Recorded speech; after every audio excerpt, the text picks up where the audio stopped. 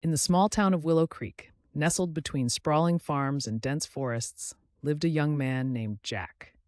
At 22, Jack had never ventured beyond the county line. His life was a predictable echo of seasons: spring seeding, summer tending, autumn harvesting, and winter repairing. Jack worked at the local hardware store owned by Mr. Davis, a stout man with a hearty laugh and keen eyes that seemed to miss nothing. One sultry June afternoon, as the town simmered under a relentless sun, a stranger walked into the shop. Her name was Elise. She had just moved in from the city, hoping to renovate her inherited, dilapidated farmhouse into a countryside retreat. Elise was unlike anyone Jack had ever met. Her hair was swept up in a messy bun, a smudge of paint adorned her cheek, and her hands, though delicate, bore the marks of hard labor. Elise needed various supplies, and as Jack helped her find them, they began to talk. The conversation, initially about mundane things like nails and paint, slowly shifted to dreams and aspirations. Elise spoke of her extensive travels, the cultures she'd immersed herself in, and the people she'd met. Her life was a tapestry of adventures, each thread woven with stories of far-off places and lessons learned along the way. Jack listened, his heart stirring with a mix of admiration and envy. Her stories ignited a desire in him, a longing for experiences beyond his small-town existence.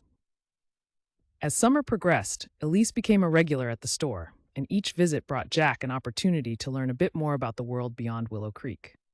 They shared many conversations, and with each one, Jack's desire to see the world grew.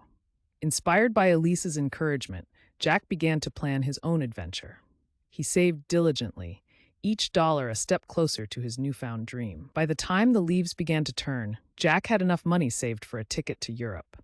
His excitement was palpable, but as the date of his departure drew closer, a sinking feeling began to take root. The thought of leaving Willow Creek, the only home he'd ever known, filled him with dread. Jack voiced his fears to Mr. Davis one quiet evening. The older man, leaning against a stack of gardening tools, shared his own story of opportunity and fear. "Son," he said, turning a worn hammer over in his hands, "sometimes the scariest choices lead to the greatest rewards. Take the leap. Willow Creek will always be here if you decide to come back." With Mr. Davis's words etched in his heart, Jack departed on his journey. Europe was everything and nothing like he had imagined. The art, culture, and history enveloped him, each day a new chapter of his own story. He traversed cobblestone streets, dined with locals, and absorbed the diverse beauty of the landscapes. Months later, Jack returned to Willow Creek. His eyes sparkled with tales of his adventures, much like Elise's had. The town welcomed him back, eager to hear his stories. As he unpacked, he came across a small, unopened letter from Elise. It was dated a day before his return. Inside, Elise wrote about her next adventure, this time to Asia, and expressed hope that their paths would cross again someday. She thanked him for sharing his summer with her and expressed how much their talks had meant.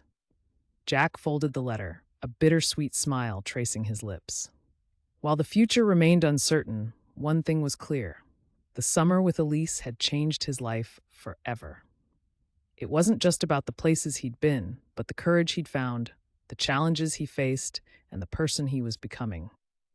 Jack knew this was just the beginning of many adventures to come.